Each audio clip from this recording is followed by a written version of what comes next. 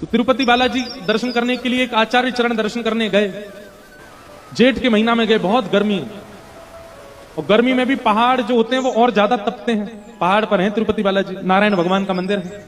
तो उन्होंने जाकर के देखा कि इतनी गर्मी और इतना ताप से वो पूरा पहाड़ गर्म हो रहा था। उनके मन में भाव आया कि अगर श्री वेंकटेश भगवान तिरुपति बालाजी के मंदिर के बाहर एक सरोवर हो और उस सरोवर में जल भर दिया जाए तो इतने ताप में श्री ठाकुर जी को सरोवर के जल से थोड़ी थोड़ी शीतलता का अनुभव होता रहेगा। कभी कभी ठाकुर जी नौका विहार करने, जल क्रीड़ा करने बाहर आ जाएंगे।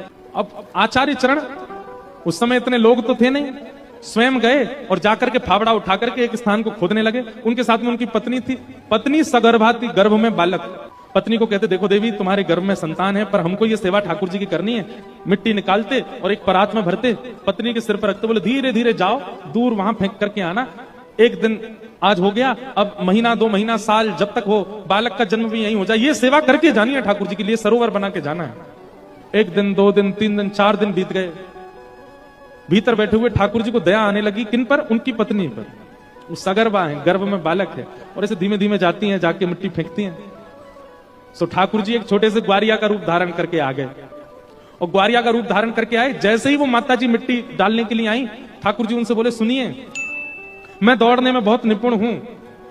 आपके पतिदेव अगर देख लेंगे कि मैं सेवा करा रहा हूं तो नाराज हो जाएंगे, आप उनको मत बताना, पर आप वहां से मिट्टी लेके थोड़ी आगे आना, वहां से मुझे दे देना, मैं तुरंत डाल के आ जाया करूंगा। बोली ठीक है। इतने सुंदर सुकोमल ठाकुर जी, ऊंची सी धोती, महाराज कमर में फेंटा बांध करके आ गए। अब वो महापुरुष मिट्टी खोदें, एक परात में डालें, पत्नी को दें, पत्नी नेक आगे जाए, सो ठाकुर जी दौड़ के आमे लाइए और सिर पर धर करके तुरंत दौड़ के जामे, डाल करके परात लाके उनको दे दें।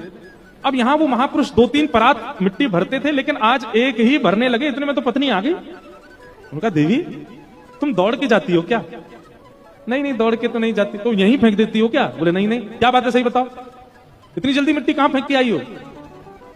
तब उन्होंने बताया, बोले कि महाराज एक छोटा सा बालक है, वो आता है दौड़ करके मेरे हाथ से परात लेके भाग के फेंक के तुरंत आ जाता है।